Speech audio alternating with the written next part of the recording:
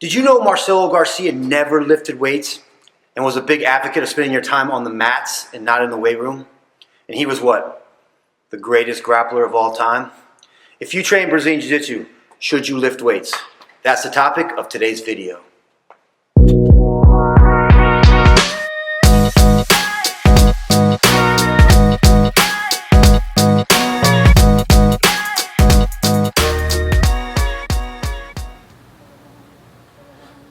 What's up, guys? I'm Paul Rodriguez. Today I'm going to talk to you about Brazilian Jiu-Jitsu and weight training. Should or shouldn't you do it? As many of you know, I've been doing Brazilian Jiu-Jitsu for a long time, but I actually started lifting weights a few years before Jiu-Jitsu. Like so many of you that played athletics in high school, you come in your freshman year, you're 13, you're 14 years old, they throw you in the weight room, it makes sense. It's actually a very good age to start training. After athletics and other sports, I went into MMA, so I actually never stopped lifting weights. In fact, I lifted weights this morning. So it's been part of my life for a very, very long time, even longer than Jiu-Jitsu. In 2006, when I became a head coach, now I was assistant coaching before that, I was already training fighters before that, but in 2006, when I became a head coach, your students start asking you more questions and start picking your brain more.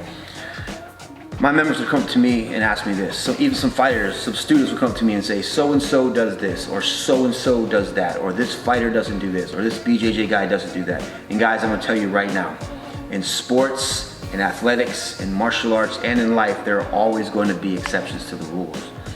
World-class guys can get away with certain things that you or I can't, and we can't use that for justification to do it, or to not do it. You know what I mean by that is, like Deion Sanders, one of the greatest athletes of all time, NFL Hall of Fame, played Major League Baseball, was all-state in 4 sports or something, you know. Used to brag about how much McDonald's he would eat. Michael Phelps is one of the greatest Olympian of all time, most gold medals ever, was featured in High Times for the amount of weed that he smoked. Babe Ruth, when I read his biography, he seemed like a super awesome dude, super fun guy to hang out with, but for all intents and purposes, he's kind of a drunk. He would come to the field drunk, he would drink whiskey in between rounds, and he's also one of the greatest home run hitters of all time, you know? So there are always gonna be exceptions to the rules. Guys are gonna get away with certain things, and we can't use that to justify or not justify what we should or shouldn't do, you know? And I get this a lot, and I hear this a lot. And I've probably even done it myself as a human being, you know? Okay, so-and-so does this, so I could do it, but no, I really can't, you know? And even some more examples in our sport. Who remembers when the UFC used to follow GSP around before his fights, you know, before his Brazilian title defense, you know? Later in his career, you know, you would find him at a gymnastics studio training for his fight, you know? He'd be doing back handsprings and working on the rings, you know? Incredibly athletic, but if a fighter came up to me and said, hey, I got a fight coming up, should I go to the gymnastics studio? I'm gonna look at him like he's crazy, you know? What worked for GSP worked for GSP. What worked for Deion worked for Deion. You know, Michael Phelps, that was his routine, you know? Like I said, so we can't use that. There's always gonna be these exceptions to the rules, you know? And to bring up my original point, Marcelo Garcia, you know, in my opinion, he's 1 or 2. You know, you can make an argument for Roger Gracie, you can make an argument for Marcelo Garcia as the greatest grapplers of all time. Gordon may catch these guys, but right now those are 1 and 2, you know. But he never lifted weights. And if he came to me, like, you know, in the middle of his career, hey, I'm gonna come here and will you coach me and stuff like that, you know, I probably wouldn't have had him lift weights either. Why tweak the recipe? You know, what worked for Marcelo worked for Marcelo, you know, like. But there's part of me that in my coaches, like, you can imagine if he was on a strength training program, you know, maybe he would have beaten Popovich all 3 times, you know, maybe he would have won some more absolutes, you know. And I trained with Marcelo when he was down in Coconut Creek. The guy was incredibly strong on the mats for a guy that never actually lifted a weight. So, you know, what works for these guys works for them, and they get away with it, but that doesn't mean that, you know, you can apply that rule to you. And that doesn't mean, I definitely can't apply it to me, you know. So some guys get away with certain things, you know, world-class guys, and it's not a good example to use, you know. So there's always going to be these exceptions to the rules. So when someone asks me, should they lift weights? The short answer is yes, and the long answer is yes. And if you're a competitor, guys, it's a no-brainer. Look, every other athlete in every other sport strength trains. $1 million athletes are out there lifting to get faster and stronger and more explosive and develop muscle endurance, become more flexible and become less prone to injury. And you notice I didn't say bigger. Although there are some athletes out there that want to get bigger, that's hardly ever the case in sport and in competition.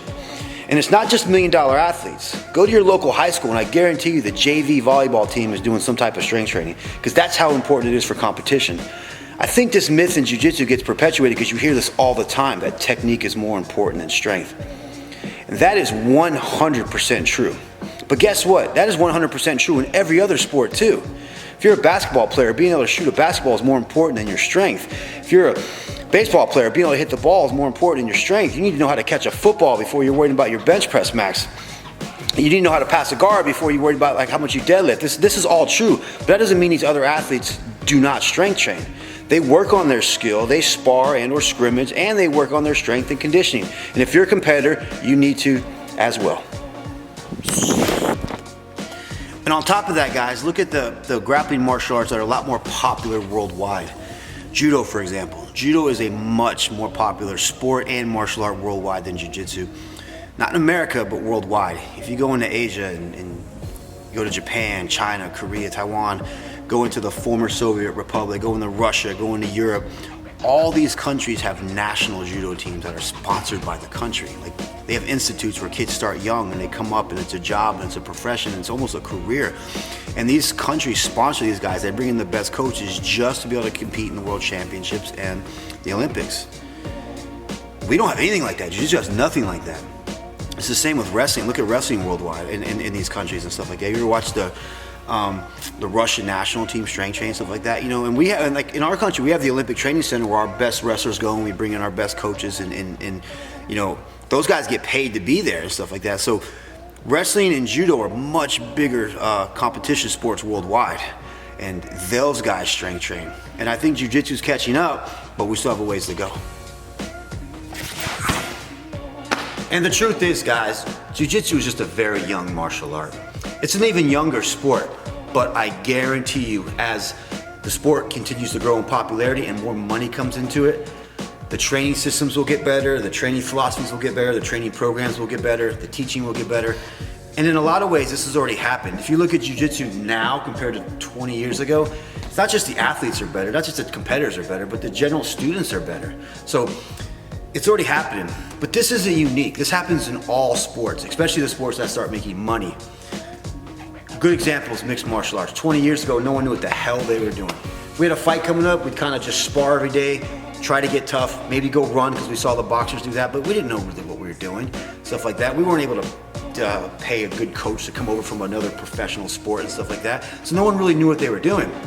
Today, there are some very, very, very good strength and conditioning coaches in mixed martial arts, and the reason why is because there's more money involved. You know, so John Jones and Conor McGregor and all these UFC athletes are able to get a good strength and conditioning coach that's educated and knows the sport and knows the science behind it, and not just grab a local CrossFit coach to try to get them tired, you know. So as more money came into it, the training philosophies, the teaching, the coaching, everything got better. And this will happen in jiu-jitsu. But what if you don't compete? Should you still lift? Absolutely. I could give you about 10 good reasons, but I'm gonna give you 3. Number 1, you're less likely to get injured. That's the number 1 reason for lifting weights for Brazilian Jiu-Jitsu. You guys know this is a contact martial art, this is a physical martial art. The stronger your muscles are, the stronger your tendons are, the more flexible you are, the better chance you have of not getting injured. It's all about longevity, especially you guys who want to get a black belt and train Jiu-Jitsu forever. That's the number 1 reason. Number 2, weight training will make you more flexible. Guys, I like stretching's okay. I love dynamic stretching for warming up. I think yoga's whatever.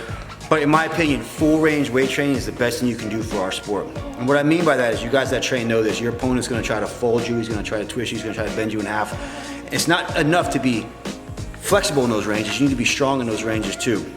So in my opinion, say doing something like straight-legged deadlifts with a heavy load for a few reps, it's not only gonna stretch your hamstrings, but it's gonna strengthen your hamstrings, which is better than just touching your toes. So as long as you're doing full range weight training, you will become more flexible. Number 3, guys, it's gonna give you more gas in your tank and make you a little better conditioned. And I don't even mean the conditioning part. I mean if you're just strength training, if you're just weight training. The better you can recruit your muscles, the stronger you are, the less energy you're gonna have to use to achieve a certain outcome who's not as strong, but with a guy who's not as strong. What I mean by that is if me and my buddy are both, let's say we both weigh 180 pounds, we're both carrying a 50-pound brick 100 yards down the street, and I'm strong and he's not. By the time we get to the end of that, and we're carrying it here, he's gonna be out of breath because he's gotta use a lot more energy, and I'm not. I'm more efficient, my muscles are more efficient, I can use them better. So, another example, let's say you take 2 guys and they both weigh 150 pounds. They're both the same weight. I take a 100-pound vest and I strap it on one guy, he knocks out 10 pull-ups. The other guy can do 6 pull-ups without a 100-pound vest. So one guy's clearly stronger even though they're the same weight. These guys get into a pummel position. These guys get into a clinch position. These guys get into a grappling position. Who has to use more energy to keep up? Who's more efficient? Just because of strength, not size. I think sometimes guys think of weightlifting, they think of these big guys, these big muscle guys who gas pretty fast. And that's true, but that's because those guys aren't trying to get in condition. Those guys are trying to put on muscle. And if you're trying to put on muscle, you can't actually ever do any conditioning. So that's the main reason. So don't confuse the two. You know, the stronger you are, the stronger, not bigger, the more efficient you'll be with your muscles, the less likely you're gonna gas on the mats. And guys, all this presupposes that you know what you're doing. Look, it makes no sense to go to the weight room to lift weights to help you with jiu-jitsu, get hurt in the weight room, and now you can't train jiu-jitsu. So tread softly. Look, strength is a skill, and there's some of the movements, even the fundamental movements in weightlifting, if you use it with the wrong weights, you're gonna get hurt. It's easier for me to teach most of you how to do an armbar from the mouth than how to do a proper back squat with weight on your back. It's just, you know, it's just atrocious, some of those and stuff. And it's easier for me to teach some of the fundamentals of jiu-jitsu are easier than the fundamentals of weight training. So you do have to tread slowly. It makes no sense to pick up a shoulder injury benching because you already know what your shoulder's gonna go through in jiu-jitsu. Getting Kimura to Americana, then pushing and pulling, stuff like that. So it's supposed to strengthen your shoulders and supplement it for that and help you with that when you come to jiu-jitsu. So tread slowly. Don't push it. Don't put too much weight on the bar. If you don't know what you're doing, try to hire a competent coach or just go slow. There's a lot of good videos out there. There's a lot of good stuff like that. As long as you're not pushing it, it's not, like I said, you can learn how to do it without it. You don't need a coach to learn how to do it and stuff like that. So, and secondly, if you don't know what you're doing, you might waste a little bit of time, which this one is not as a big a thing. If you don't understand programming, there are better programs to be on than some others. So, but I would contend that if you're not very strong, or if you've never lifted weights and you pick up a muscle and fitness magazine, accidentally get on a bro split or a bodybuilding plan, it will still benefit you. As long as you don't get hurt, it'll still benefit you. So keep that in mind, guys. Lastly, if you don't like lifting weights and or if you don't have the time to lift weights, don't sweat it. You know, it's not that big of a deal, you know. I made this video because one, I hear that jiu-jitsu, like lifting weights doesn't help you in jiu-jitsu, and two, that you shouldn't lift weights in jiu-jitsu, which is complete bullshit. So that's why I did it. But if you don't have time to train jiu-jitsu, and if you find it boring, or if you don't know what you're doing, you're gonna get hurt, definitely don't do it, you know. So I hardly ever am motivated to go to the gym and lift weights. It's just this is my profession. I have to stay in shape. I have to stay injury free, and it's something I've always done. So, but I'm hardly ever motivated to go. You know, it's not like training. I like jiu-jitsu. It's just fun to me. I look forward to training and stuff, but I don't really look fun going to the weight room and stuff like that. So, ultimately, guys, you're having fun is more important and stuff like that. So, it will definitely help you if you can do it, but don't sweat it if you can. It's not that big a deal and stuff like that. And then you guys that compete, you've got to do it. You have to suck it up. You have to, if you want to be successful at least, you know. I mean, you can go on thinking you're the next GSP, or well, which not even GSP, because if you guys know, GSP lifted weight. GSP was a phenomenal athlete. If you go look at some of the stuff that he could do in the weight room, was crazy. But if you think you're the next Marcelo Garcia, maybe you are. Maybe you can get away with not going and stuff like that and be a world-class competitor, you know. So, guys, like, comment, share. Please subscribe. Let me know what I can do better, because there will be a next one when you get there. So I'm Paul Rodriguez. Peace. Cool. The Strongle. Why do I keep saying the Strongle? Fuck you. I'm not. Stretching's okay, guys. You guys know who trains jiu-jitsu. You're gonna get folded. You're gonna get bent over. Yeah, bent over. You're not gonna get bent over. You might get bent over. You suck at jiu-jitsu.